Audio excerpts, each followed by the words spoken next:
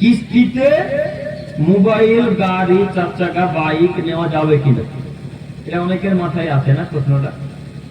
জি, নেওয়া যায়।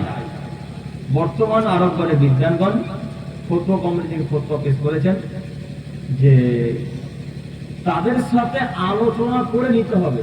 বোতলটা দেন স্যার, বোতলটা দেন। এটা বাইক, আমার দিকে তাকান, এটা বাইক, এই ভাইটা মালিক, আমি ক্রেতা, আমি কিনবো ভাইয়ের কাছ থেকে বাইকটা।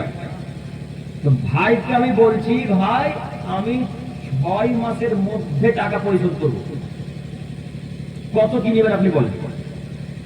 ভাই এখন যত বলবে ওই মাসের মধ্যে আমাকে শেষ করতে হবে, তাহলে এটা যায়।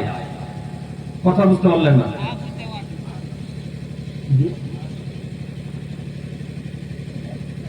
এটা ফোন 5G ফোন, ভাই মালিক, আমি ক্রেতা। ভাইকে বলছি, ভাই আমি এটা কিস্তিতে নিব, কত নেবেন? 12,000 দাম, 6 মাসে 14,000 লাগবে। যদি আপনি 3 মাসে নেন তাহলে 15,000 লাগবে। তো ভাই আমি এতদিন সময় নিচ্ছি, এতদিনের মধ্যে আমি এই কিস্তি পরিশোধ করবো। 4 চাকা নিচ্ছেন তো 14 লাখ টাকা দাম, এখন একসাথে যদি টাকা দিতে যান তাহলে আপনার উপর কালকে ইনকাম ট্যাক্স ওয়ালা এসে আপনার সব টাকা নিয়ে চলে যাবে। বুঝেননি কথা মনে হয়? এখন কিভাবে 4 চাকা নেবেন? এইভাবে, ভাই এত টাকা দাম, আমি এতদিনের মধ্যে টাকা পরিশোধ করবো, এইভাবে যদি রাজি হয় কোম্পানি মালিক, তাহলে এটা শরীয়তে যায়। কথা বুঝতে পেরেছি? কথা বুঝতে পেরেছেন আপনারা? তাহলে যায়, বোঝা গেছে কথা? সম্মানিত দিনী ভাই, লং আলোচনা হয়ে গেল। আচ্ছা, লং আলোচনা হলো, ফজরে উঠবেন ইনশাআল্লাহ? উঠবো সবাই ইনশাআল্লাহ? সকলে বলি ইনশাআল্লাহ।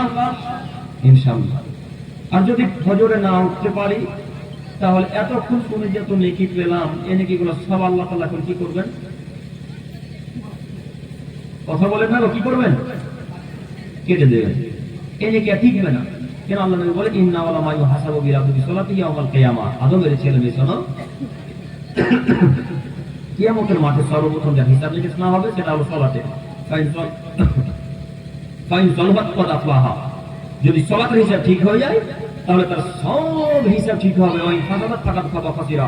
আর যদি সালাতের হিসাব আল্লাহ তাআলা বাতিল করে দেয়, তাহলে সব এবার বাতিল বা গণ্য হবে, বাতিল করে দেওয়া হবে, আল্লাহ তাআলা নষ্ট করে দেবেন। অফি রিওয়ায়াতি সাইয়্যিদ ওয়া আলাইহি, তার সমস্ত আমল আল্লাহ তাআলা নষ্ট করে দিবেন।